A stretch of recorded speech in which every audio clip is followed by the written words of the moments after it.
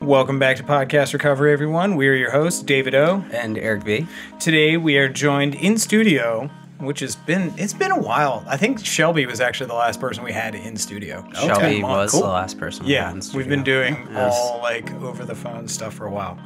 In studio by our friend Kris. How you doing today, man? Yeah, good. Thanks for having me in, guys. Appreciate it. Yeah, absolutely. Where are you from? Westminster, Maryland. All right. Nice. When were you first introduced to recovery? Oh, let's see. That would have been October 2012. 2012. Yeah. All right. And how long have you been clean?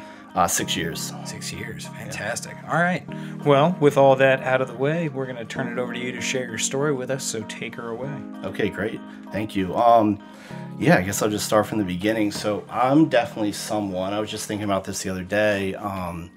I'm definitely like a good example of nature with the addiction piece, you know, the whole nature versus nurture kind of thing. Yep. I grew up in a really awesome household. Like I had a great upbringing.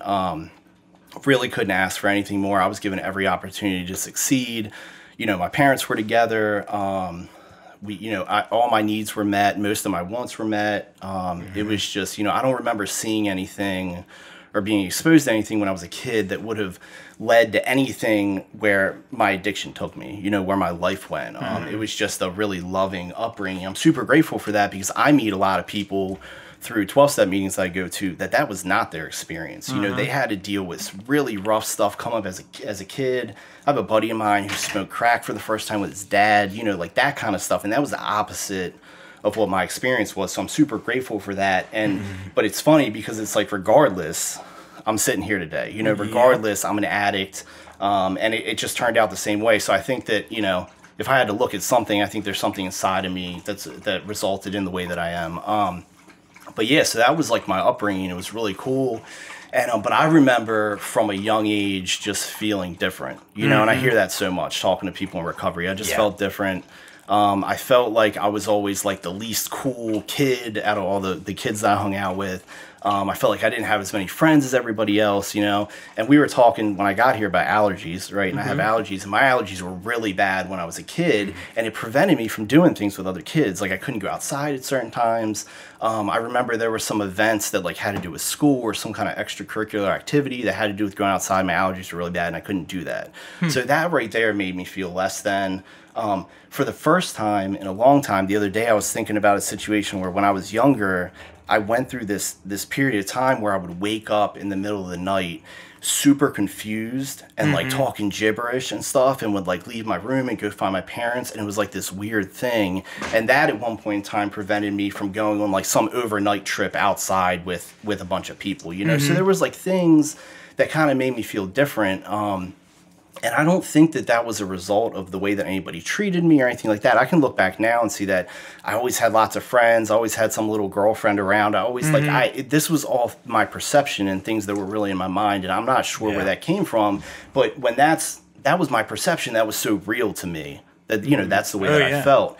And when I was coming up, what I found a lot of good feelings and was getting positive attention from adults. So in the sense of like I did really well in school, I was really blessed to be able to just attend school and naturally do really well with that. And through that, like I did some stuff like, I was like a teacher assistant or whatever. I was in high school. I was like a junior guidance counselor, essentially, some things like that, and I got a lot of positive attention through those things. And that sustained me for a while when I was a kid, started playing sports, wasn't very good at that, but I got some camaraderie with that when I was doing that. So that was kind of cool. And at some point in time, probably around when I was 12 or 13 was the first time that I had an experience with using a substance, right? And I think that that's a pretty natural thing. I think that the kids, teenagers or that pre-teens, seems to be like the most common age. Yeah. Like right around that like 11 to like 14 range is like based off like all of our episodes, Eric, like that's a pretty common time frame. Yeah, and I think, you know, and I drank or smoked weed or whatever it was with a number of kids and people who turned out to not be addicts, you know. So I think that is a pretty natural thing, and I know I was attracted to that because I was a kid who always did the right thing, always did what I was supposed to do, got a lot of positive attention as a result of that, but there was something alluring and attractive to me about doing something that I wasn't supposed to do, you know. Of course. So I remember, you know, probably the first substance that I used was alcohol, and somebody stole something from their parents' cabinet or something, and that experience doesn't really stick out to me too much. But I remember the first time that I smoked weed was with some friends. You know, somebody's older brother had something, they got something or whatever, and I remember we had to like go outside and go behind somebody's shed, and it was like secretive. You know? And I felt this like, I don't think I realized at the time, but I liked the experience, and now I realize that there was some camaraderie there. There was like I felt a part of, you know? And that was this thing that I was looking for so long, and then I was actually feeling it doing that. And the first couple times that I smoked, I didn't get high, but I still was attracted to that process because of those feelings of being a part of. And then the third time that I smoked, I remember that I did get high, and I really enjoyed the physical feeling of that. There was a euphoria to it. And I don't, again, something I don't know that I realized then was that a lot of those negative thoughts that I had went away when I was under the influence of something, you know? So that's kind of where things started. But even then, at that point, I was still in school. I went to school all the time. I got good grades. I did what I was supposed to do. And when I got into high school, I started seeing people getting into trouble due to using substances, right? So whatever they were using, they were getting into trouble. And I remember having this thought that, like, that's not going to be me, you know? So how do I figure out for that not to be me? So I really started living like a double lifestyle in high school at a time, you know, 14, 15, 16 years old, where most kids are like establishing some kind of identity for themselves. I was establishing too. How can I use substances and still appear as a responsible kid, because I still was, in society, and not have that be a problem? So I used to go to school every day. I would hang out with, like, I was in some of the accelerated classes and things like that, and I would hang out with those people. I would do, you know, I would assist the teachers or whatever I was doing at the time. Then I would leave school and I would go hang out with my friends that I got high with, you know, and I would go hang out with them on the weekends. And that's what I did for a long time, you know. So I learned, it's that chameleon thing. Like, I learned how to be socially acceptable and blend into whatever situation I was in at a young age. And that just continued. And my story with addiction and with using substances is just like the textbook, like, progression, you know? So I'm not someone, the first time that I used, I was like, oh, when are we going to do that again? And I got to, you know, whatever. It wasn't that way. It was a very slow progression over a period of time where the substances changed, the frequency of using changed, the way that I used the drugs changed, and it was a long, steady decline in my life. So I did really well in high school. By the time I was 18, I was graduating high school. I think I was using drugs just about every day. Still going to school, still doing pretty well in school. I was able to get into a good college. I got into University of Maryland College Park. And that was like an ego thing to me, because I had friends who didn't use drugs, who studied very hard, that had a hard time getting in there, you know? And that was like this kind of chip on my shoulder, this thing, you know, that I kind of felt like I was in control. You know, I can do this and I can still make it work. So I got into the school and, you know, went there to live. And that's when things really went downhill for me, because I grew up and lived in this household that was very structured. So I had to lie to go do the things I wanted to do. So I would stay out on the weekends and say I was somewhere, but really I was somewhere else. And that was like around when cell phones were really kind of getting popular. So like 2001 to 2005 is when I was in high school. And I remember I had one of those open face like phone that had buttons on the front, and I would forget to lock it, and it'd be in my pocket, and I would go to a party and it would like call my parents at like 1 a.m., you know, like call my house or whatever. So, but yeah, so I was doing that, and I had a Nokia brick phone for the record. I think it was something. Dude. Well, I think it was something like that. Mine it was was like silver. It was definitely, you know, like that, because it's open face, so it'd be like a Nokia phone. Yeah, like an old school Nokia phone. It could have been like a Motorola Razr or some shit like that. Closed. Yeah. Oh, it was the open. Oh, it was constantly open. Yes. Yes. It had okay. the game Snake on it. That was pretty cool. Yeah. Yeah. So, you know, that was all going on, and so I went to college, and it was the first time that I was on my own. I didn't have parents to, you know, that I had to lie to about what I was doing, and it was just kind of like, was, I could do whatever I wanted to do. And I was, the first semester I was there, I was living in a dorm, and then I got special permission the second semester to live with some guys that I went to high school with who were living on campus, but they were in an apartment. And just that whole time that I was there, I just used every day as much as possible. And at the beginning, I would go to class, and then I wasn't going to class so much, and then I wasn't going to class at all. It was just, and I was living with and hanging out with people who use drugs regularly, and every now and then they would sit me down and be like, hey man, you might want to go to class sometimes, like you're here at college and like we're trying to have a good time, but you might want to go to class sometimes. So that didn't last very long. I was there like a year and a half, something like that, but that's where really my addiction really took off, was then, and I got in this routine of using a lot frequently, whatever. So went back to Westminster at that point in time. And there's so much that happened. So that's like, I was like 19, maybe I was 20 at that point in time, and I didn't get clean until I was 25. And so much happened in that period of time. But the using was constant. I started having trouble with my family where they would find out that I was using drugs, obviously in an addictive way where I was having problems. I would like clean myself up enough to try to prove to people, hey, everything's okay, and get people off my back. And then I would be using again, and that would only last so long. I got into opiates, and got in a lot of car accidents as a result of nodding off behind the wheel. Luckily, I never seriously injured anybody, and I was never seriously injured, but there were some bad accidents that were a result of that, so I really feel very lucky and fortunate that didn't go a different way. I tried some different things, or were encouraged to try some different things during those years. One was that I did get arrested on a DUI. I was arrested one time when I was using, which is really a miracle in and of itself over those number of years. But so I had to do an outpatient treatment program, and I would use while I was going there, and I would do what I had to do to pass their drug tests or time them out or whatever it was. But I was exposed to some professional help with addiction in that going to that IOP, and I think that it was just that I was not anywhere near ready. I hadn't had enough pain. I wasn't interested in stopping using it. I just kind of at that time wanted to figure out what I needed to do to not get in trouble as a result of it, So did that. I sought religion at one point in time, and there's absolutely nothing wrong with religion in and of itself, but I thought that was something that I could go to that was going to solve my problem with using drugs, and that turned out not to be the case. I would have these moments of clarity every now and then where I would see the chaos that my life was in and think there's got to be something I can do to change this, and then time would go by and I would forget about that and I would start using again. I did the maintenance thing for a little while. I was on maintenance for a year and a half.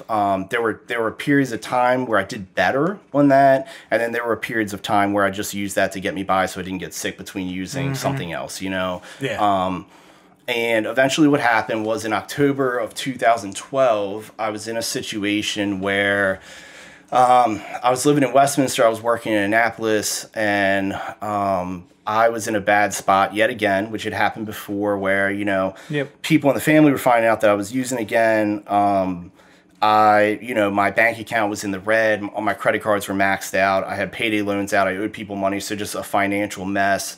I always kept my car on the road, but I was getting to the point where I wasn't going to be making payments on that anymore.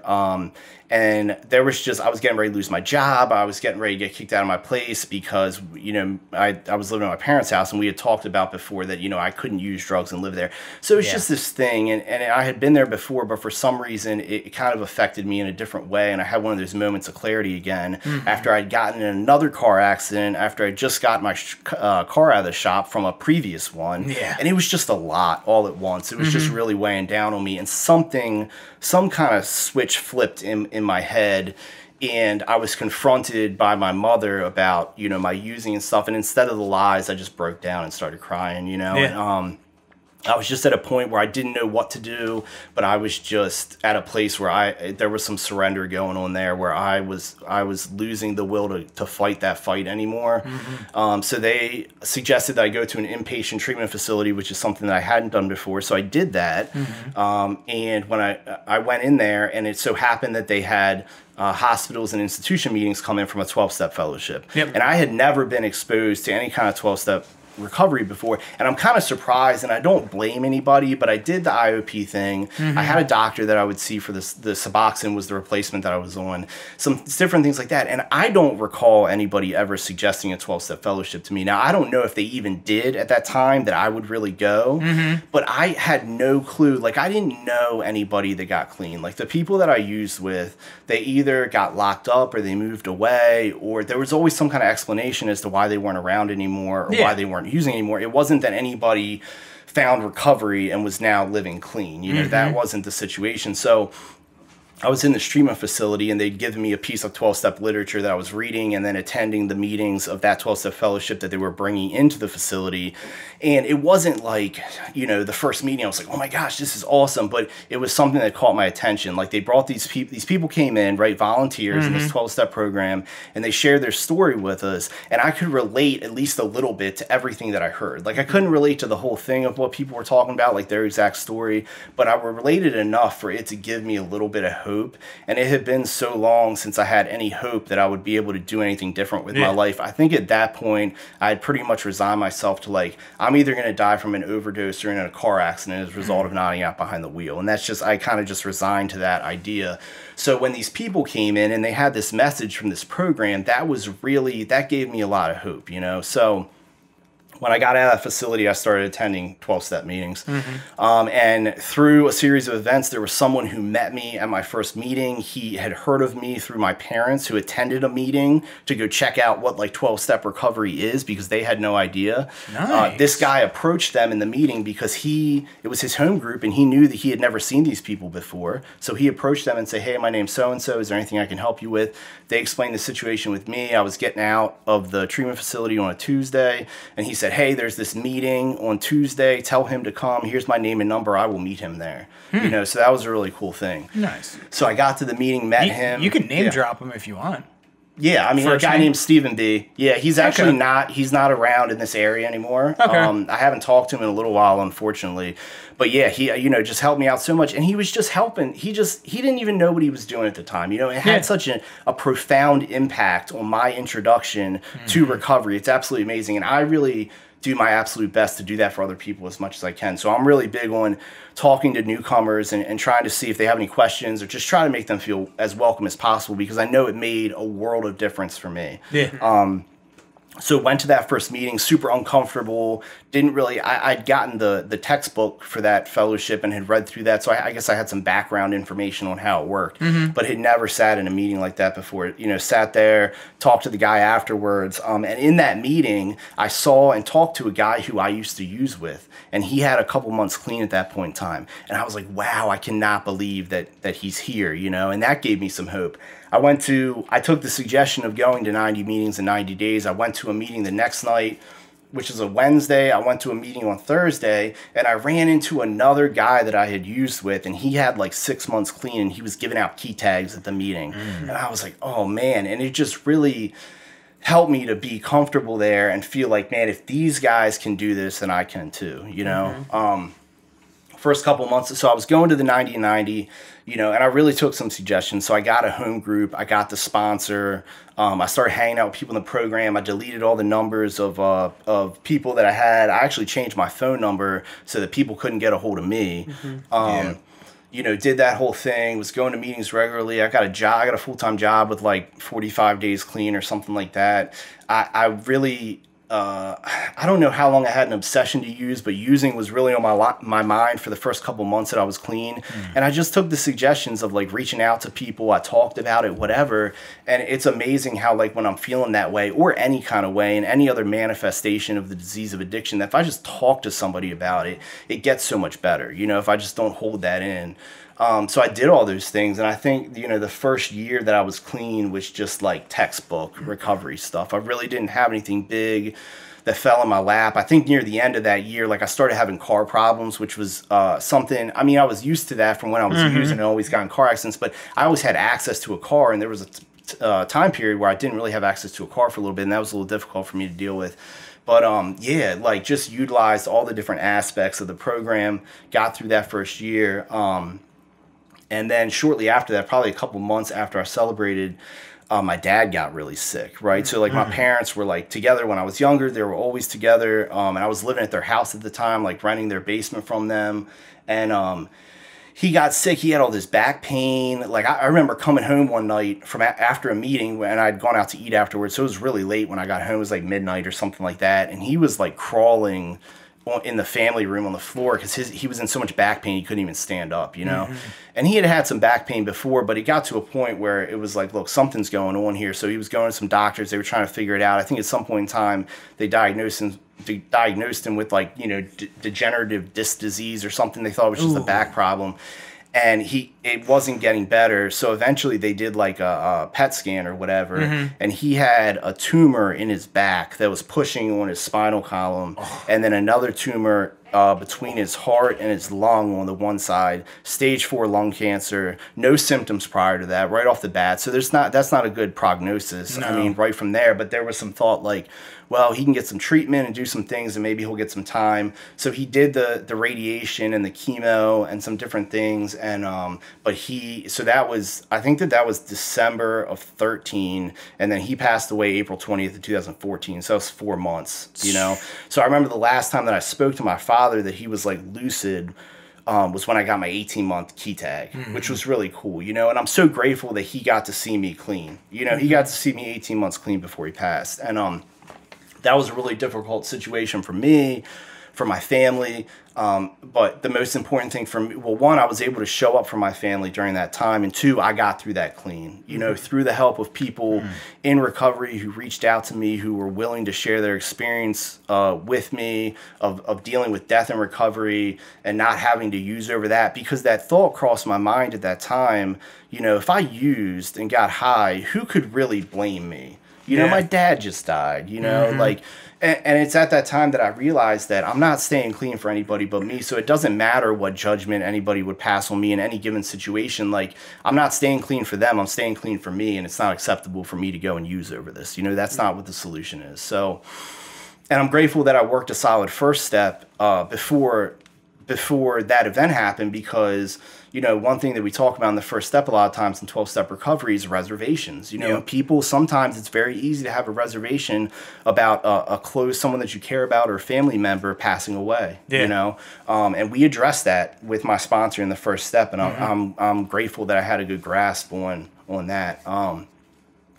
And beyond that, I've just continued to stay involved with Narcotics Anonymous. Since then, I'm kind of someone, and I just... wasn't really going to talk about the program and then, but it slips out sometimes.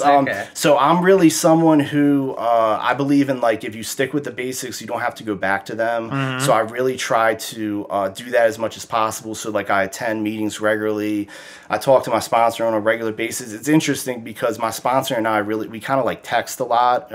We actually use Facebook Messenger a lot. It just happens to be like the platform that we use. And the other day he messaged me and was like, "Hey," and I was like, "Hey man." And he was like, "Are you okay?" And I'm like, "Yeah, I'm fine. Yeah, what's up?" And he was like, and I'm like getting defensive, you know, kind of, cause I'm like, why does he think there's something? Does he think there's something wrong with me? What's going on? Is somebody talking about me, you know? And he's like, "Well, I usually hear from you by this time of the day, and you hadn't messaged me, so I was just curious." And kind of got me thinking, like, I pretty much talk to my sponsor every day, so that's a pretty cool thing, you know? So it's kind of, it was something that I was kind of feeling like insecure about that turned into a good thing, because it's, you know, that when I'm communicating with someone on a regular basis, they notice when I don't communicate with them, you know?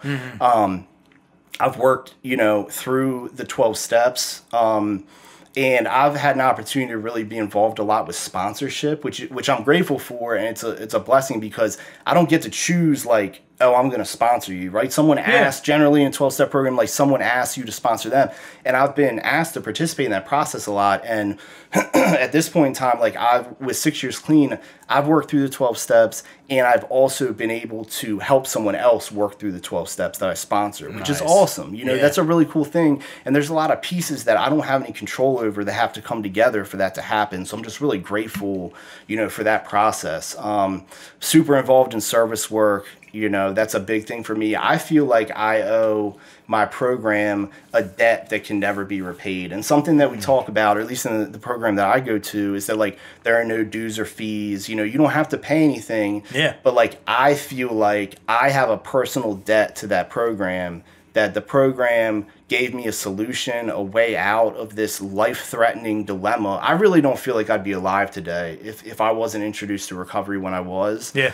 I was someone who was using heroin IV for the last 1.5, 2 years that I was using. It was a little bit before all this fentanyl stuff started happening. Oh, yeah. And I was using very recklessly at the end of when I was using. And I believe that if that would have continued into what's going on today, and I used by myself in my car most of the time, I don't, I can't know, but it kind of helps me to believe that I wouldn't be here. And I think that that's very likely. So this is a life and death thing to me. Recovery is life and death to me. So yeah, I'm grateful. And something that has come up as a result, is like this thing about, addiction and all the manifestations, so like I've gotten clean and thought that I just had a drug problem. And what I found out is that I have a problem with not being satisfied with the way that I feel a lot of times and always wanting to change the way that I feel. And there's so many different ways of doing that. We were talking about gambling before, before we started. That's not something that there was a period in time when I was using where it was kind of, I don't want to call it a phase, but there was a time where that was something that I was kind of attached to, is online gambling. But since I've been clean, it's been things like spending money, needlessly on impulse because I buy something and it makes me feel so good. And I think it's, whatever. And a couple weeks later, I'm like, I'm not even using whatever it is anymore. Yeah, when it's you're lost its luster. Yeah. And your fucking bank account's like $150 short. Just, and you're like, oh, that fucking $150. Like, right. God damn it. Yeah. And it's so easy to do. I think this is kind of a side thing, but I think we live in a society that promotes that. That promotes spending money and buying the newest thing and all this kind of stuff and promises of this is what you need, and that's dangerous for an addict. It's dangerous for me. Oh, yeah. Because I start buying into that and then I'm spending money and doing this stuff and then I feel worse, right? Because it didn't do what I wanted it to do. Also, a big thing with me right now is food. For some reason, and I would have never thought that would have been a thing for me, but like, I look to food as like something to do, as like the next event, the thing to look forward to. Well, it actually lights up the exact same centers of the brain. I believe that. It does. Like chemically, like it hits the same like serotonin, dopamine receptors, especially with like sugary foods and stuff like that, like desserts. It's like, ooh, it's a pleasure. Right. And it's a health fucking hazard for like, absolutely. That freshman 15 for addicts in recovery, you put on recovery weight. That is for sure. Right. And I got clean at 25. I'm 32 now. I don't want to continue. And I'm not a huge dude. I got extra weight on me, but I'm not like a super big guy. But eating unhealthy things, because it's the things that are unhealthy that tend to taste the best, at least for me, are the things that I crave. I don't want to get clean at 25 and at 46 die of a heart attack because I didn't take care of myself, So it's been a struggle recently, man. And I have to get to a place of surrender with it and realize that like I don't have control. I'm not going to be able to control it. And the process for this is my opinion, but also my experience, is that the process for dealing with any kind of addiction is the same as what I did for dealing with the drugs, because I don't think that there's a difference between any of it. And there might be people out there who would disagree with that, and that's totally cool.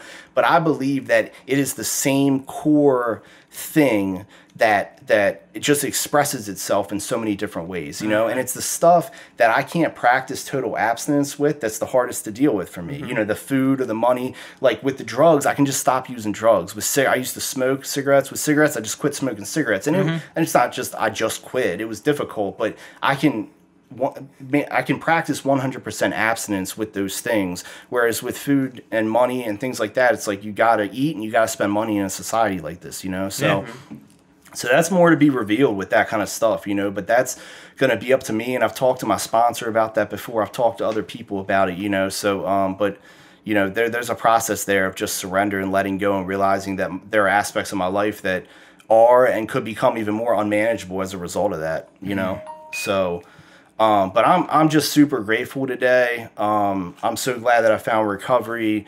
I really just try to stay involved and just be grateful. There are days when I'm not grateful. There are days where I'm like, man, I don't feel like going to the meeting. I don't feel like showing up to the service commitment. I don't feel like getting together with the person I sponsor to go over the step work today. I don't feel like doing it, but I think one of the things that I've learned that I'm able to apply most of the time in my life is that whether I want to do something or not does not have to have any impact on whether or not I do it. So I can not want to meet up with the guy I sponsored to go over step work, but I can still go do it. You know, I don't have to want to show up to the meeting, but I can still make myself go, you know? So that's something that I've learned, is that I don't have to be driven 100% by what my desires or what my dislikes are that I'm avoiding. You know, I can make decisions outside of that today. So, yeah, I think that's pretty much what I have. I'm just super grateful. And again, thank you guys for having me on. This is the first time that I'm doing anything like this that's kind of outside of what the 12-step fellowship I go to is. So thank you for the experience. Yeah, man. Yeah, that's cool. Killer.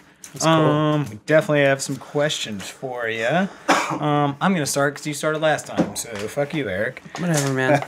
Someone got a little aggressive during our little break there. Are you okay? I mean, I might Is everything okay over there? I might not be. All right. Go ahead, man. No, We'll do some self-vigilance here. Okay, you talked about perception in recovery and like how you're more of like the nature side of it, and it was just sort of like your perception of a great life that sort of led to a life of addiction. So how have you changed your perceptions in recovery? Like how, just in general? Wow, that's, kind of a tough question for me. I mean, I feel like everything has changed so much. So I'm trying to think about like what things specifically. I think an important realization that I've come to that has to do with my perception of things is that just because I want to do something or something is natural for me does not mean that it's the best thing for me to do, you know? Yeah. Because my natural thing is to change the way that I feel and to seek something that does that. And then the inverse of that, which is that just because something feels foreign to me does not mean that it's a bad thing, you know? And I've had to change my perception of that big time because a lot of the things that end up being the best things for me or that I get the most out of are things that I'm terrified of or I'm feeling super uncomfortable about at first, you know? And then it turns out to be something wonderful, you know? I think that, I don't know, another thing that comes to mind, and I don't know if this is a changed perception, but I'll just throw this out there, is that like, you know, I just know that for me, I can't use substances in that way, right? Yeah. But I don't put that expectation on anybody else out in society. Absolutely. So, like, if someone's not an addict or someone does not identify themselves as having a problem, I don't care what they use or what they do or what their situation is, you know, because that's just for me, you know? So it's funny, in 2013, with like, I think I had 10 months clean or something. I got to go to a world convention, right? Which was really cool. It was in Philadelphia and I got to go.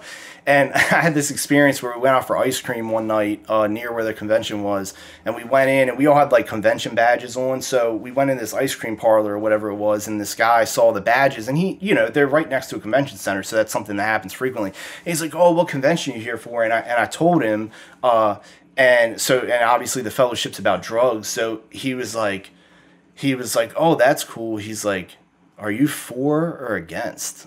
Like drugs is what he was asking me. You know what I mean? And it was an interesting question to ask that way. And it's like, I'm really neither. I'm not for nor against. I just know for me personally, I can't use drugs and lead a manageable lifestyle. You know, I know that it's just not going to work. My experience and, you know, thousands and thousands and thousands, if not millions of other people have the same experience. So, you know, that's kind of another insight that I guess I've come to along the way. Yeah. So, yeah. And it's like an evolving process. Like I remember in my early recovery, I was diagnosing every addict I saw. I was like, you're an addict. You're an addict. You're doing this. You're an addict. Fuck you. And then it's gotten to the point where like I don't tell anybody like they're an addict. Like even if like people have like come to me and like, oh, I've been having this issue and this issue. I'm like, that's up to you. Right. I was like, does what you're telling me, like, does it ring some alarm bells? Sure. Are you an addict necessarily? I don't know. That's up to you. If I'm here to talk, like, there's avenues out there. Keep exploring. Give it a shot. Like, I don't know. But yeah, perception's an ever-changing thing. Yeah, absolutely. All right, Eric, go ahead. All right. So we're going to go back to religion. Okay. That you mentioned. Sure.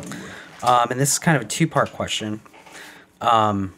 So I've spoken about this before. I grew up atheist, and at the moment I'm a deist. So religion is kind of like abstract to me. I don't really quite like. I understand what it is, but for me personally, I don't quite get it. So this is a two-part question.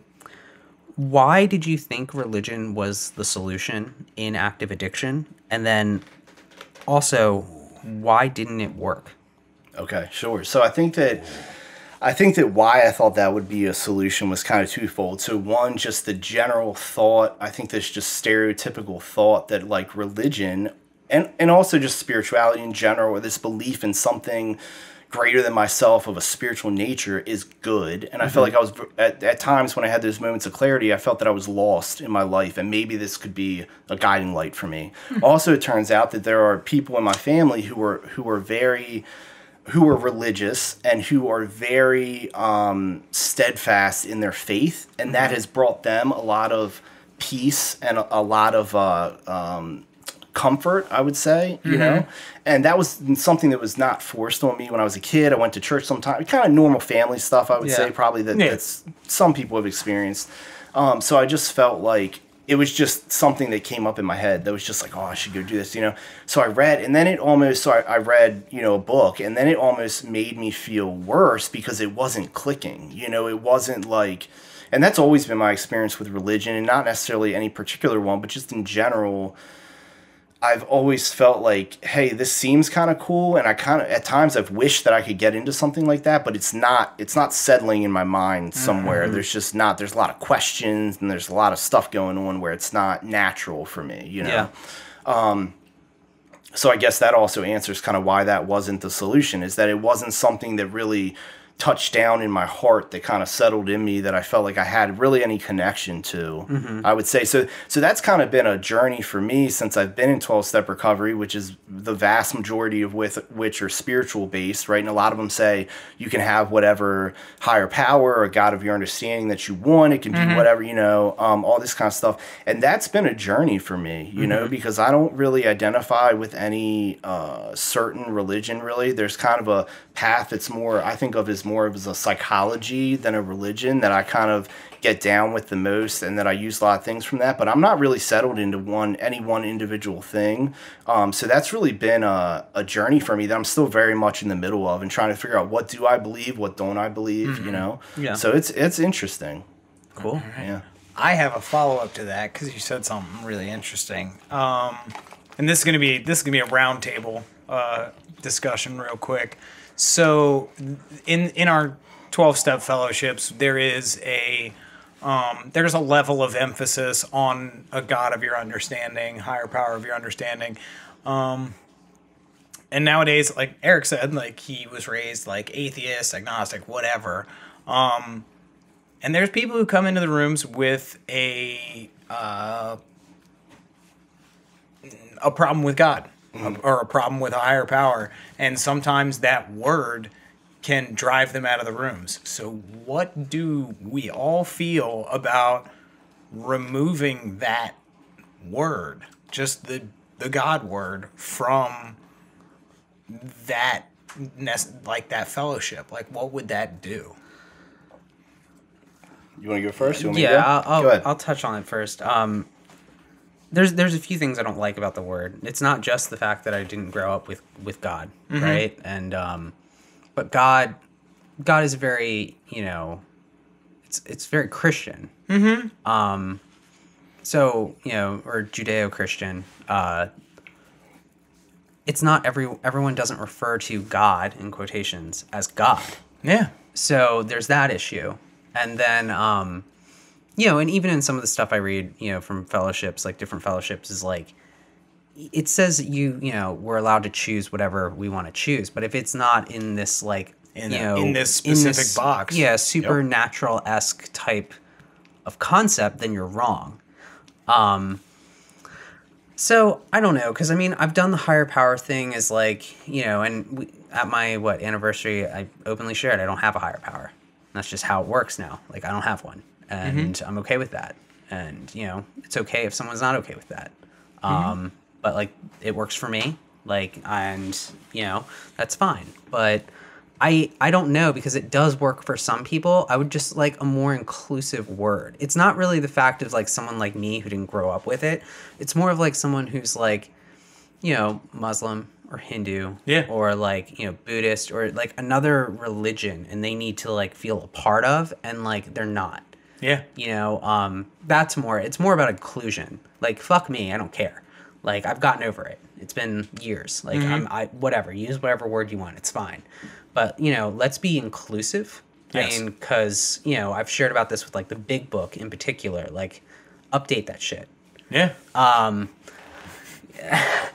just being real. Like, you know, like, it's, you know, there's a place and a time, and, like, you know, 100 years is almost past. Like, update it. You know, like, let's be inclusive. Like, there is a value in being PC to a point, because then you can include more people. Like, and it's not to take your fucking, take the cotton swabs out of your ears and put them in your mouth. Like, fuck that. Those people are, like, old as shit now. Yeah. Like, it's time to change. Yeah. So that's my opinion. But all right. Yeah. Yeah, I hear you on that. So the 12 steps, this is my understanding, right? So this is I'm pretty sure this is accurate, but this is just my understanding. Yeah. Just to put that out there. The original 12 steps were based on a set of, I don't think they were steps, but a set of principles from a religious Christian organization, right? So the steps, as they're written in, I think that any fellowship that would base them off of AA's original steps and that received permission to adopt or adapt them, like a lot of programs have, I mean, they're a set of steps based off of something that was traditionally Christian, you know. So, and when you read the steps, you can tell that there's a basis of a Judeo-Christian God in there, right? Yes. And I think that that's just facts. I mean, I don't think that anybody's necessarily going to disagree with that. I'm pretty sure that at some point in time in the fellowship that I go to, there was a movement to remove the word God from the steps. And I'm pretty sure that what that would require where I'm at is, I think that it was like a 2/3 vote from every group in existence to change the steps as they're written. And there was a point in time where there was a movement for that. And that gets everybody fired up and everybody gets involved then, you know. And that's a piece of history of recovery that I would like to look into more that I haven't yet, because I'm really big into history of 12-step groups in general, but particularly where I go. But so that's something that has come up before, right, on a large scale, at least in some fellowships. And for me, I mean, that's something that I have to deal with, because I really feel like I do not believe in a theistic God. I don't go as far to identify as an atheist, because I would have to look into that more. I think that there's some more that comes with that, other than just not believing in a theistic God. Go ahead. Well, I've thought about this a lot with, like, atheism. Like, atheism, you have to have the same amount of conviction about atheism that you would in, like, say, Christianity. Yeah. You know what I mean? So, like, you have that same conviction of, like, there is no God. And it's like, Yes. well, but how do you know? You have to be the equal opposite reaction of. It's that. like almost like a religion in and of itself, right? Like, it has its own things. And so I don't really identify that way, but I'll tell you that for me personally, I think that there's more going on than what I can see with my own two eyes. Exactly. And that's what I believe, but I don't know what that is, you know, and I get frustrated sometimes because I hear people speak with such conviction about what they believe in. And sometimes I'm just like, I wish I could just believe something that's organized, that, like, I could have, again, we're going back to this camaraderie thing that I seem to seek, you know? Like, then I could just have a group of people to be with, and they have a set thing of beliefs, and that just seems so much easier for me. But I can't lie and say that I believe something that I don't. And I think that there is some value to. I think God would know that. Yes, he would. Yes, you don't really believe. That's a good Sorry, point. buddy. Yeah. I think there's some value to, like, this fake it till you make it thing that we talk about sometimes. And some people do not like that phrase whatsoever. But what that means to me is, like, not being disingenuous, but just practicing something to see if it fits. You know what I mean? And let me just do what these people are saying to do, or whatever the situation is,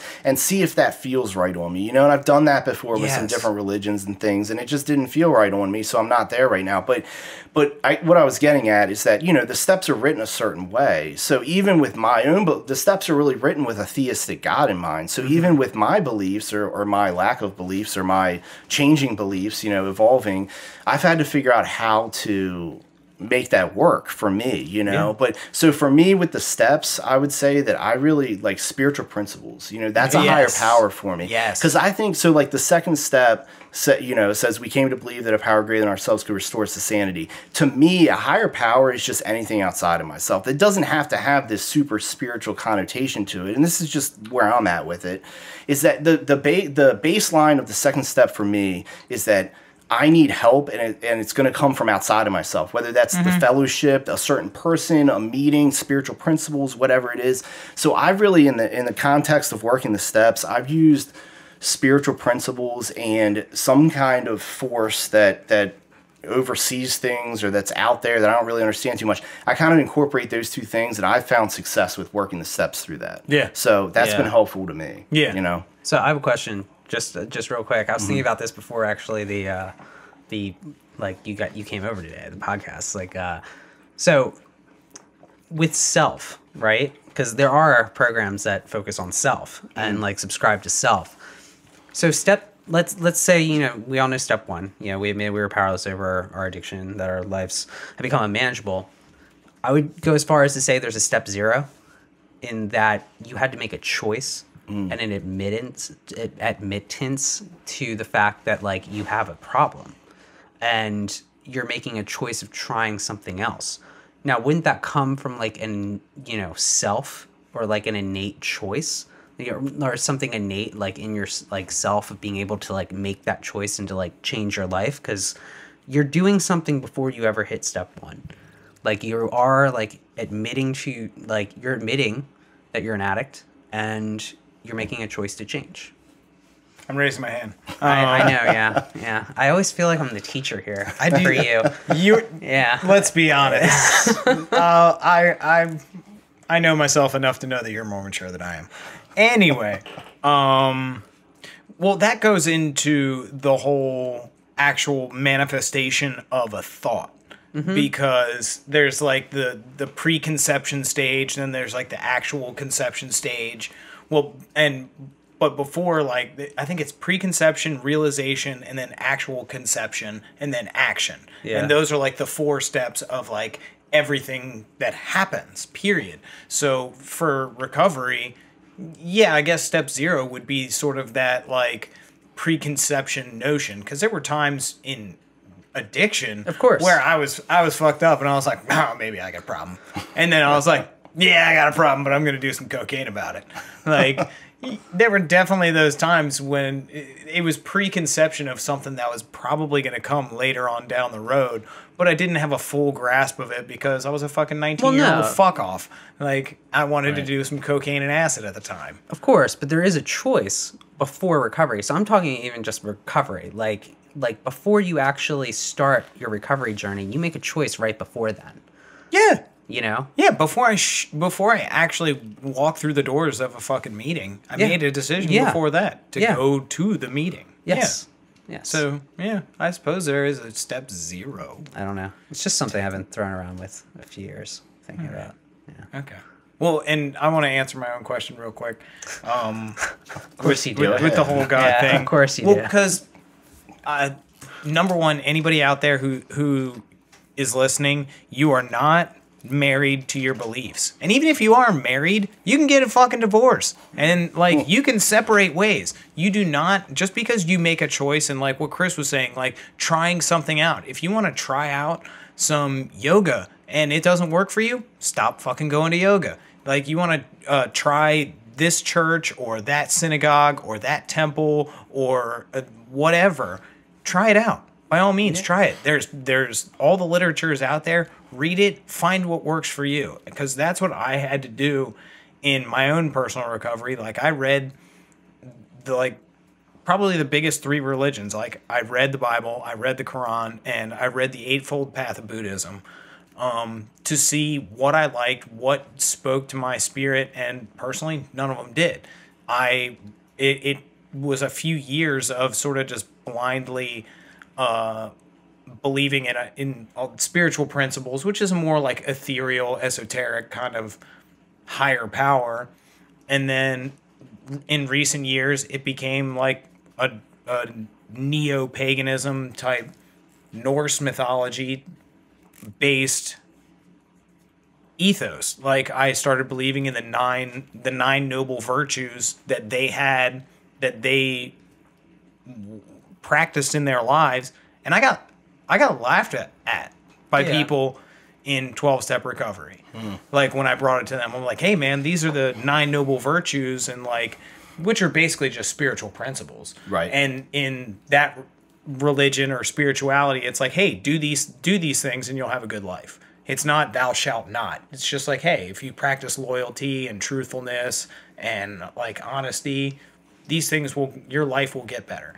And I was like, okay, cool. I agree with that. That and the stories are just so much fucking cooler with Thor and Odin. Yeah, I have to check that out sometime. Dude, it's pretty dope. Yeah. And I like the stories. I like the principles, so that's what I followed with. But ultimately, you don't have to explain your fucking beliefs to anybody. All it has to do is make sense to you and help you in your recovery. And if you find some other people to go along with it, cool. Yeah. That's cool. And I like that with the, you know, whether you want to call them spiritual principles, you want to call them virtues. I know a guy who's an atheist who's in 12-step, and he doesn't like calling them spiritual principles, so he doesn't. He calls them humanistic principles, but they're the same things, and he likes them, you know. And that's the thing where I guess it gets to with God or higher power, even what you call spiritual it's just language, right? We're using words to point to something else, you know, and I know atheists who are in 12-step and do very well with that, and they have their own set of things that they do, you know. But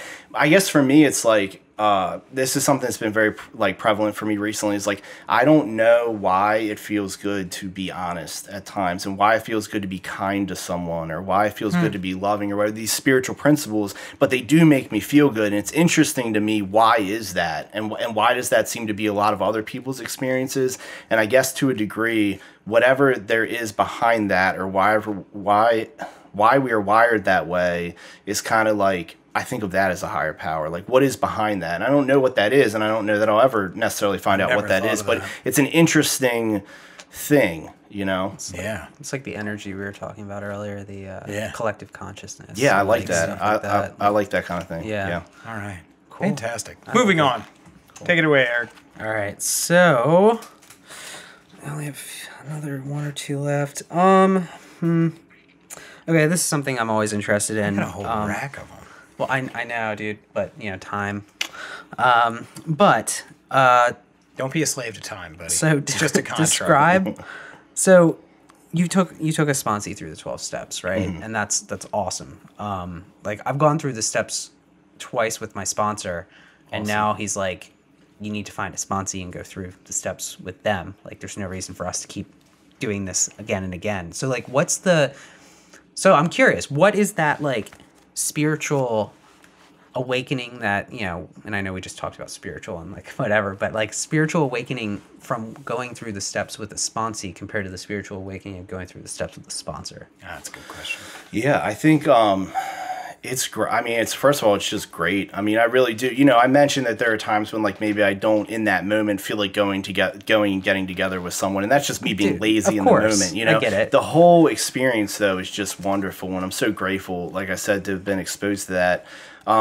It's interesting because every time that I sit down with someone that I sponsor and we go over their step work, it's like I'm working that step again. It's like we're going through all the spiritual principles, all of the suggestions, all of the experiences, you know, that I've had with that step, and I get to hash that out again with someone else, you know. And I would say that if not every single time, the vast majority of times that I've sat down with someone I sponsor and went over a step, that I get something new out of it from going over that step with them, and an experience that they had or some kind of conclusion that they come to through us sitting down talking about it. Because the way that I work steps with guys is that there's some writing aspects to it. I actually have them study the step out of the book that we use. They do some, it's basically a text study. They answer questions that the answers come straight out of the book. You don't have to think about it at all. It's just in there. They do that. We get together. We talk about the step in general. We don't go over every single thing that they wrote that came out of the book, because I trust that they did it. They said that they did it. We talk about the step. Then they go back and they do some personal questions. They do those. Then we get together and we do go over what they wrote for that. Then I actually take guys through the traditions also also as we're doing the steps. And we don't focus so much on the traditions because it's really about the steps the first time through. Yeah. But we get to talk about it, and we talk, you know, and we kind of do that. But with the steps, you know, it's just it's an awesome thing, and it's kind of interesting too because I surprise myself how much experience I have and knowledge on the steps because I've been someone who goes to a 12-step program regularly and very involved for 6 years. So I do have some experience and some knowledge, and sometimes I surprise myself by the conversations we have and what comes out of that as a result. Yeah. And it just, you know, it just fills me up with gratitude. And I don't know, you know, now you got me thinking, like, is there an additional spiritual awakening through working someone else through the steps? I don't know about that specifically. I'm very open-minded to that. I've never thought about that before, but I know that I've gotten so much just from going through it with them and new insights and realizations and things like that and getting someone else's experience, you know? Yeah. And there were times in doing that, like doing a 5th step with someone where they're going to, you know, probably share some stuff with you that they've possibly never shared with anyone else before. Or when you get into the 9th step and you're talking about making amends, you know, when I did that with my sponsor, they were amends that I thought I was going to make that ended up being inappropriate, that he said, no, you shouldn't, you know, you really shouldn't do that right now because of X, Y, and Z that I never thought of before. And there were ones that I thought I wasn't really going to be suggested to do, and he's like, no, you can do a direct amends on that. So I'm giving guidance to someone else about doing that. Like, that felt like a lot of responsibility. So I touched base with my sponsor, you know, in going through that process. So yeah, just all around, it was great, and I just enjoy doing that. And really, more than anything, I enjoy the look on someone's face when we come to a new realization and it is going to help them in some kind of way, and there's like this light bulb that goes off, you know, and they like think about something in a new way, or I think about something in a new way, and then we're like, we've just taken another step down the path of recovery, you know, and we both have something to take out of that experience. So that's been really great. I've worked the steps through. So I've worked the steps through. I'm currently working through the steps again with my sponsor. So I'm on step 3, not really working on it as diligently as I could be.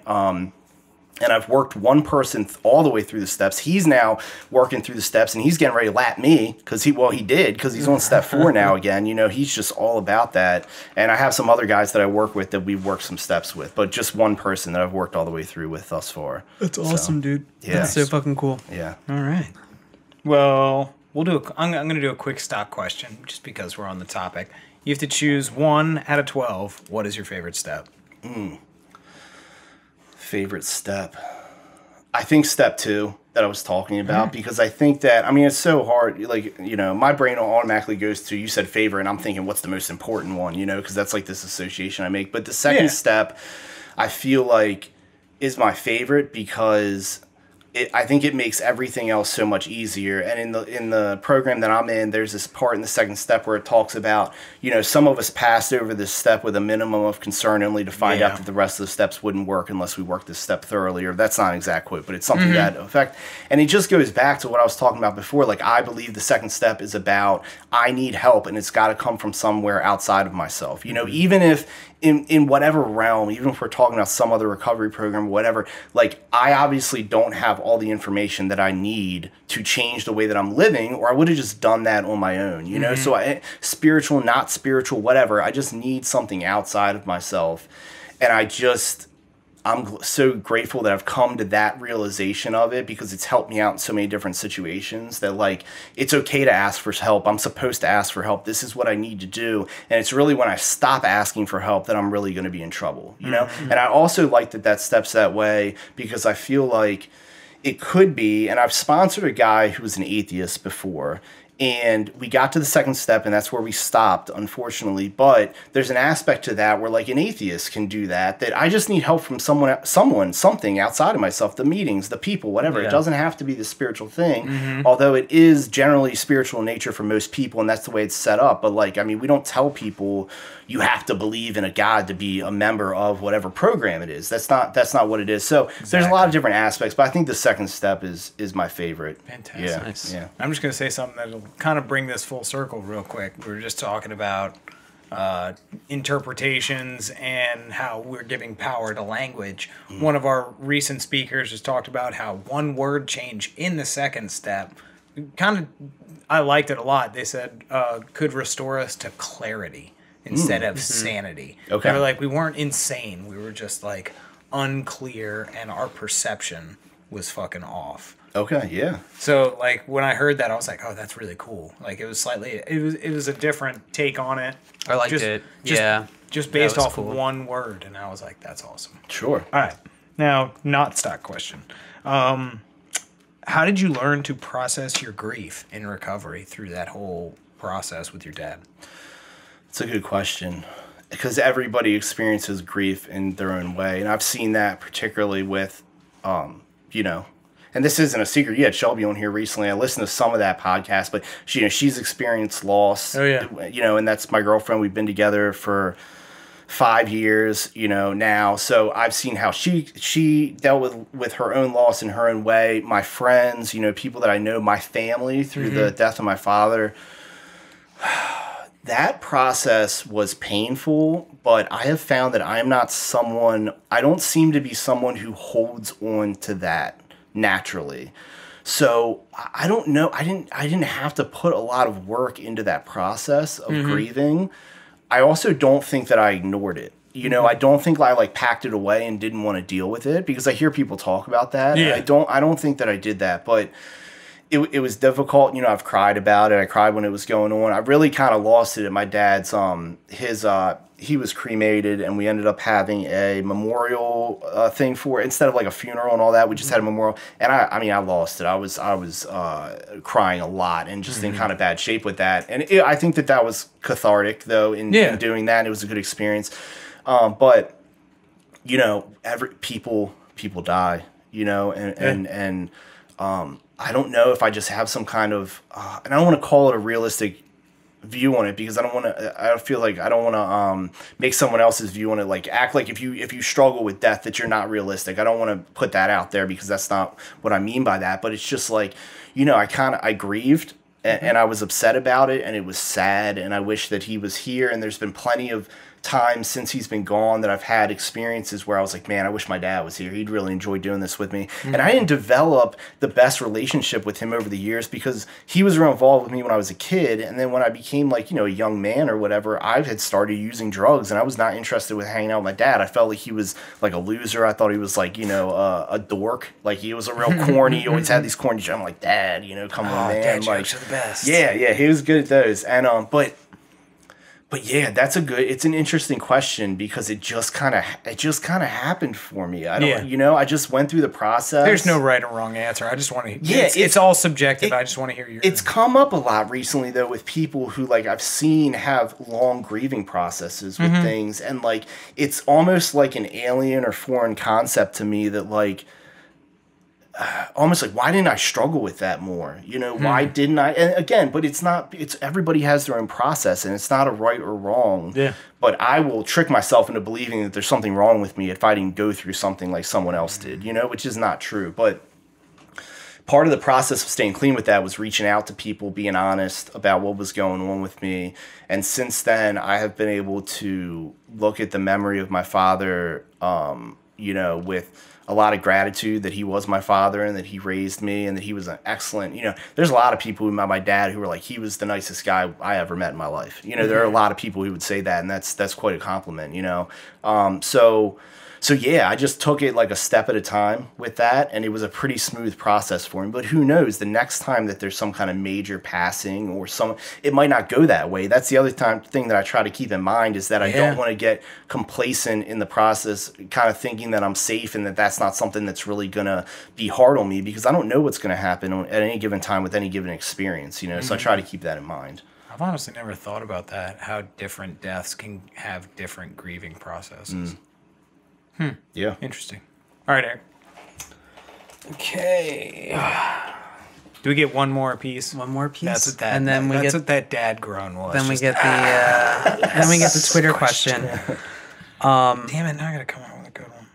So I have a few here, but I think I'm gonna go with this one. All right. So you were kind of talking. We had already talked about the manifestation stuff, right? Mm-hmm. Yeah. And you know, kind of the difficulty there. But all right, so right now I'm kind of going through like a diet thing. So I'm doing this diet to figure out, like, I have like like irritable bowel syndrome. So I have to like figure out what foods work for me and what foods don't. It's this long process. It's called the low FODMAP diet. It's like kind of difficult.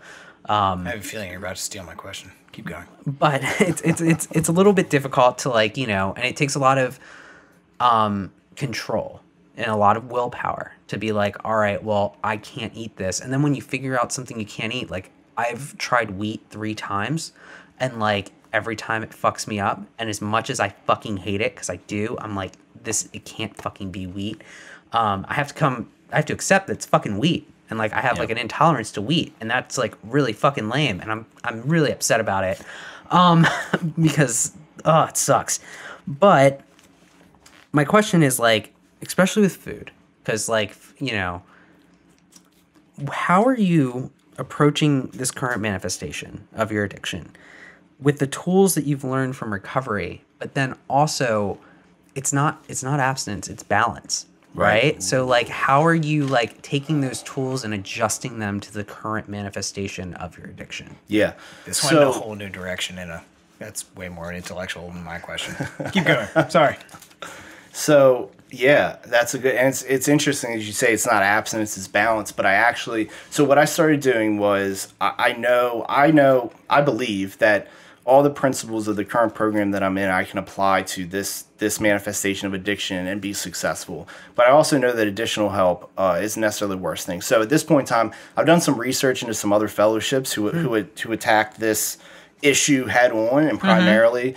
And what I found is that, you know, one thing that I think I do need to establish is guidelines for abstinence with food, in the sense of what is the balance, but just calling that abstinence, let's say. So like, is it, so in you know, it's my understanding through reading literature and such that in other fellowships, or another fellowship that I don't attend, that there is a definition of abstinence, such as like 3 meals a day, no snacking in between, maybe no certain foods, and that has to do with a person's personal preferences or what they've established to come to. So that has been something that I've tried and not had success with, but that is still not a bad idea.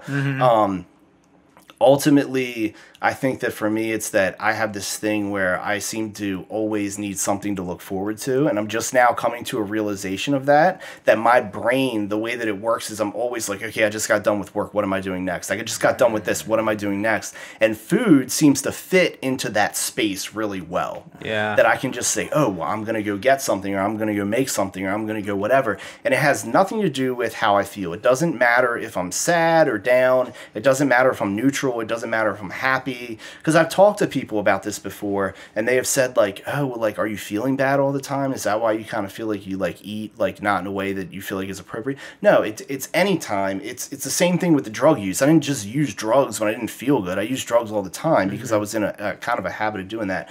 So I think that another thing that I need to do is utilize my sponsor more and people in my network, of that when I'm having that thought of eating something that's inappropriate, that I've defined as inappropriate, or in an inappropriate time, I need to reach out to someone and call, or I need to take some time and maybe quietly meditate and try to come to the realization in the moment that this is not what I'm looking for, right? Going and eating something that's not healthy for me, or eating at a time when I'm really not hungry and I'm just bored and I just want to go eat, that's not getting me it's not satisfying me the way that I think it's going to, because that's what's in my head. I'm bored. If I go do this, I'll be not bored anymore, and I'm going to feel a different way, or if I'm, you know, whatever the feeling is.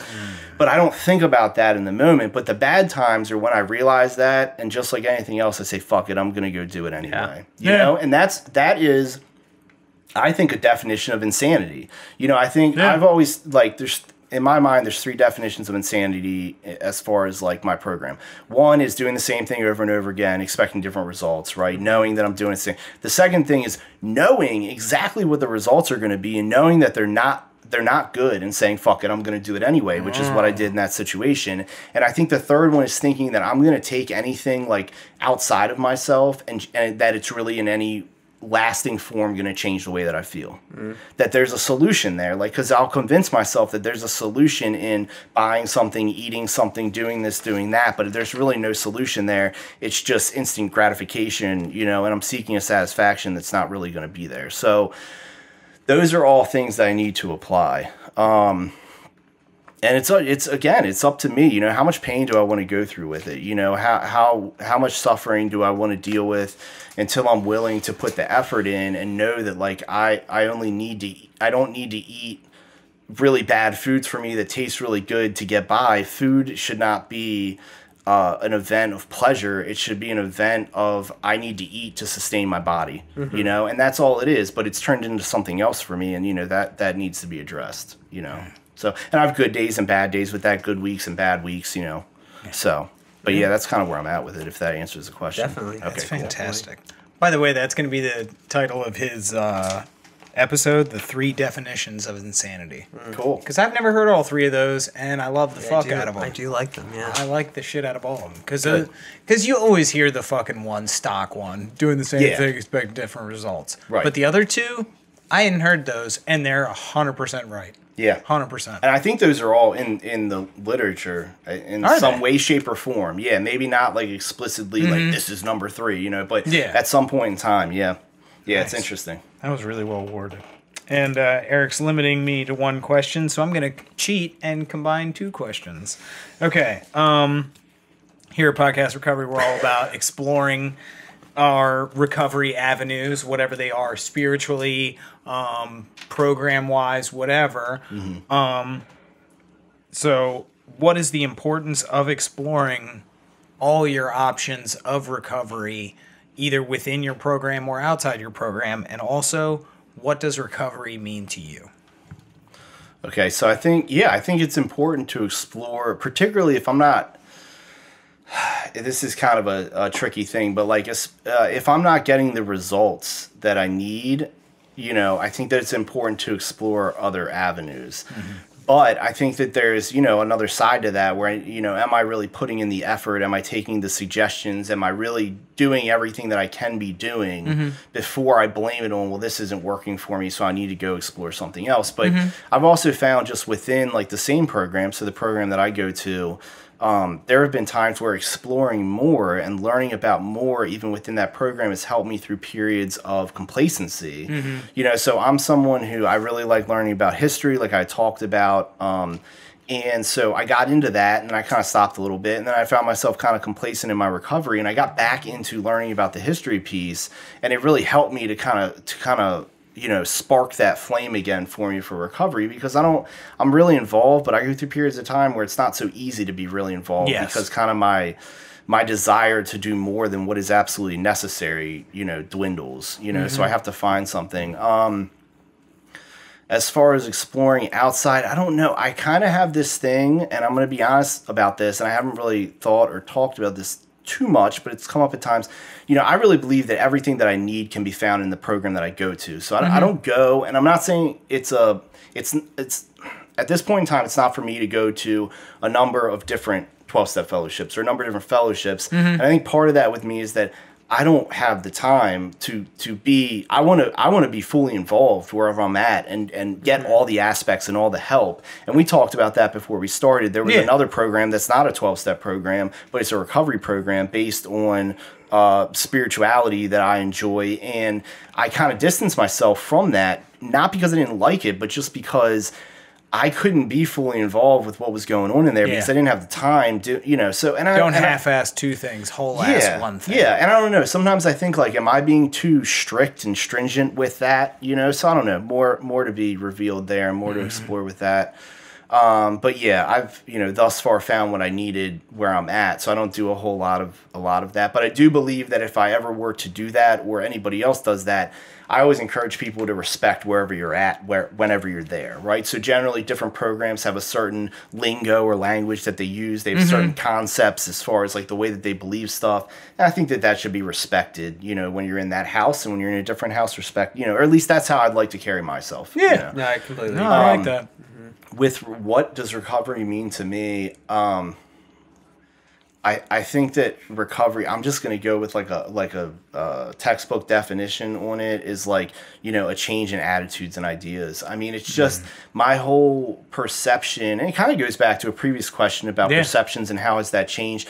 My whole perception of life has just changed as far as, you know, I always thought that you know, once I started using drugs, I always thought that I would never be able to stop using drugs. You know, I used to lie and joke around with friends about, like, you know, we would talk about getting clean at certain times, and like, yeah, it's like, you know, a couple of years maybe before I got clean, and like, yeah, well, you know, I still remember what it was like to not use drugs, so it wouldn't really be that hard to get clean. And that was a lie, because I couldn't remember what it was like to wake up and not use drugs every day. Yeah. You know, so, you know, just to be able to do that, and just have that whole change in attitudes and ideas and just a different perspective on life, and to find that stuff like we were talking about before, about the spiritual principles that make me feel good about myself and helping someone out.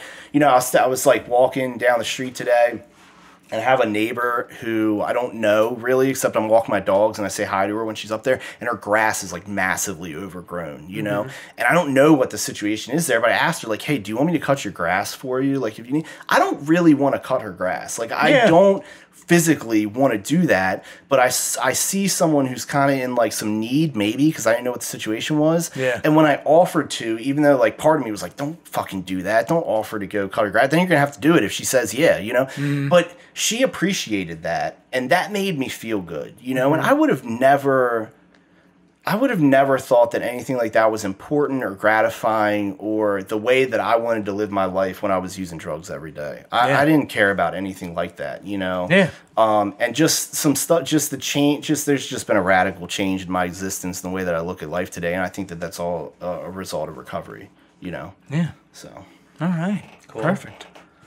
I'm out of questions. All right, Twitter question. Twitter question. All right. Hit it. So, this is from at AJAS Maritas. So, alcohol and gambling abstinence. So, this is a group question. Why do most people who do not understand addiction believe that addicts make a choice when engaging or consuming the addiction? Whoever wants to go first, be my guest. I'll go first on that. So it's interesting because I don't think that anybody chooses to be an addict, right? I don't think that that's the process at the beginning. No. Sure, the beginning, like the process, like yes, I chose to use drugs at the beginning. Like I could have, I could have chose not to. You know, there are people who do. I chose to initiate that process, but then I think that as a result of me being an addict, that got away from me, and eventually it became not a choice anymore. You know, and I think that that's what we talk about when it's not a choice. Like, yes, obviously picking up for the first time or the first couple times was a choice, but then when my disease really gets activated and focused on that, it becomes not a choice anymore. And that's where we get to the point, you know, far along of like using against your will, like we hear people talk about or whatever. But this is something that I believe in, and I'll see what you guys think about this, is that, you know, so I'm an addict, I'm using, you know, I'm introduced to some recovery, I'm introduced to the solution, I buy into the solution, I get some clean time together. It is always a choice after that on whether or not to start using drugs again. You know, that's where I'm at with it. I can't push the responsibility off at that point. Once I know what the solution is and I've lived it, if I want to go back to that, that's my choice. And I turn that switch back on and then I lose the choice again. It's like I'm rolling the dice until I hit some number to where I'm going to be able to stop. There's got to be some kind of event or something that leads me to some abstinence. And then I have a choice again of whether I'm going to start the process over. So that's kind of where I'm at with the choice piece. And, I'm pretty sure Eric's using his Jedi mind trick on me right now. Again, we're going back to like the power of language. There's one word in the 12-step fellowship's very first step, and it says we were powerless over addiction. And it's the past tense. It's the past tense. Exactly. Yeah. We were. When you're in active addiction, and also it's, if you're not an addict, like you don't understand things. Like there's certain things that I can never understand because it's not my station in life. Like, I don't understand what it means to be a black dude in America. I will never understand that. It is not my experience. I don't get it. If you're not an addict, you probably won't fucking get it, ever. Like, it's just some things, if you're not in that, you're not going to understand. But back to the were. Like, and that comes with me, like, with my understanding of it, is the difference between ignorance and stupidity. Ignorance is not a bad thing. And ignorance is just blatant. You do not have the facts. You do not know what you don't know, period. You have no education on whatever it is. Ignorance is not a bad thing. Stupidity is, like you said, kind of like with the insanity, because I think stupidity is honestly a form of insanity to some degree, is you know the facts and you're going to fucking do it anyway. That's fucking stupid. Like, I know this fire is going to burn me, but I'm going to stick my hand in it anyway.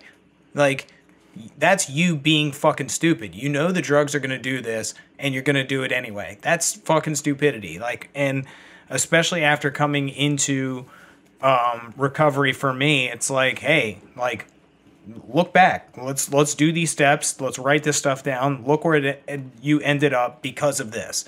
Look how many times you burned yourself over and over and over again. Now that you have that knowledge, now that you have that perspective, what we talked about, like, do you want to go back and burn yourself? Because you can. It's waiting for you. The corner's open. And once we have that enlightenment, awakening, education about recovery, then it becomes a choice. Before, so I think there's kind of like a BC AD kind of thing. There's like a line when it no longer, you can't play dumb anymore. Like when you're 14 years old, smoking weed every day, you clearly probably have a problem, but you don't know anything about recovery.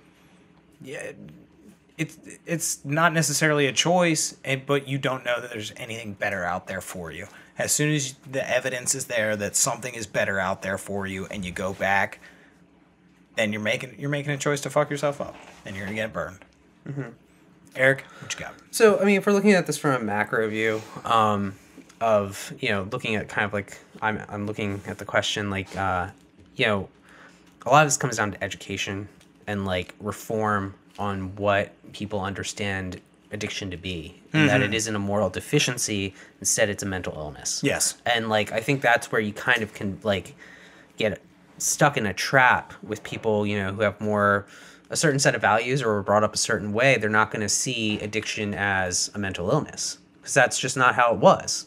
It's like, oh, they made a choice to fuck up their life, and like that's their choice, and they're a bad person for that, and they should be in jail.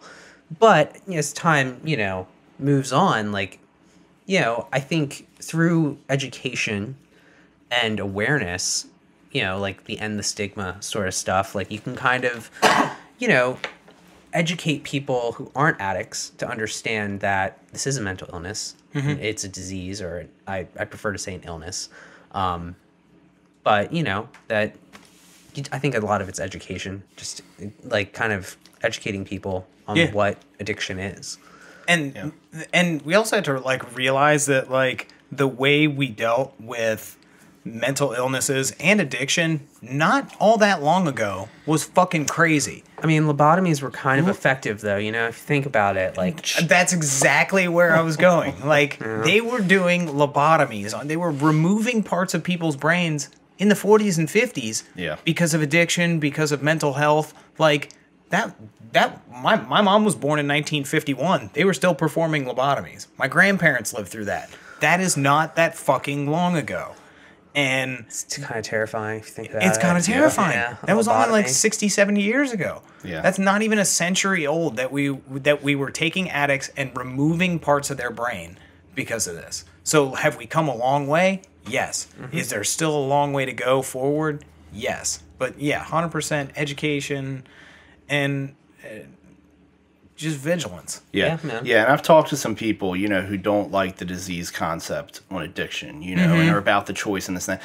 And I don't care what you call it. I don't care if you call it a disease, an illness. I don't care if, you know, what any other word that you could use to describe. Like, I know that I have a disposition towards addiction. Like I'm predisposed or towards addiction. And like, I think it would be foolish to not recognize that. You know what I mean? But it is like David was saying, like, as you know, explaining to someone who's not an addict, like, and that you probably won't get it. I try to explain to people who aren't addicts all the time how the disease of addiction works. And I can't even explain it that well, you know, and I live with it, but it's, I don't know how to explain to someone, you know, how some people are exposed to 12-step, and like me, like I'm a first nighter, like I've been clean since I was exposed to 12 steps, and I haven't, and that, you know, and relapse is a very real thing, and a lot of people experience that, and I don't know how to explain to someone why some people come in and they stay clean for a long period of time on the first time, and some people it takes 10 times of using it. I don't know how to explain that on a level that's really understandable to anybody, but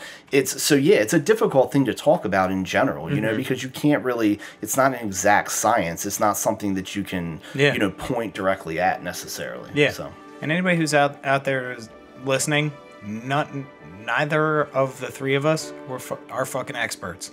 We're just people learning. Just a dude. Learning. We're just fucking dudes. Yeah. We're three dudes on mics talking about our fucking problems and how we are working to fix them. And that's it. Yeah. Cool. Yeah. Can I point something out before we stop? Yeah. So I mentioned, you know, the fellowship that I go to, the 12-step fellowship earlier, and I was trying not to do that, but I did.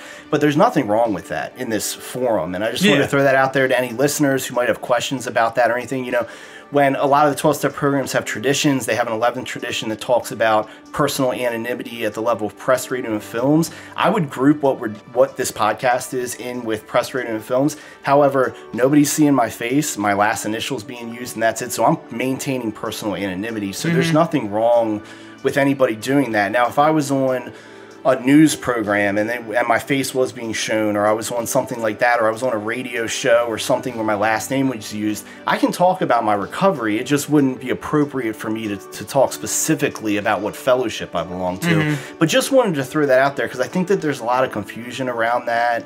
And so I just want to put that information out there. You know, that's something that has come up a number of times before, and I don't know, that could be valuable. So. Yeah, man. We just try to be as careful as possible. You know? Yeah, and it's a preference thing, you know, and that's great. You know, that's everybody's right. Well, it's like a speaker tape, right? This is like a speaker tape, right? If you think about it, sure. You know, that's why Eric doesn't edit it out when people slip. It's just a slip. Yeah. It's a slip. It's all right. Yeah. All right. Thank you, Kris. You did a great job, man. Here at Podcast Recovery, we are aiming to expand the scope of support for recovering addicts. Accessibility and convenience of helpful services is paramount to combating addiction. We work to bring the message of recovery to every addict, wherever and whenever it is needed. We believe that a powerful voice of recovery should be obtainable, practical, and at the touch of a button. Every addict deserves to hear a message of hope, and Podcast Recovery is here to provide it. Before I plug all our stuff real quick, I'm going to give you one quick minute. Anybody who's out there listening to us right now and they're struggling, what do you have to say to them?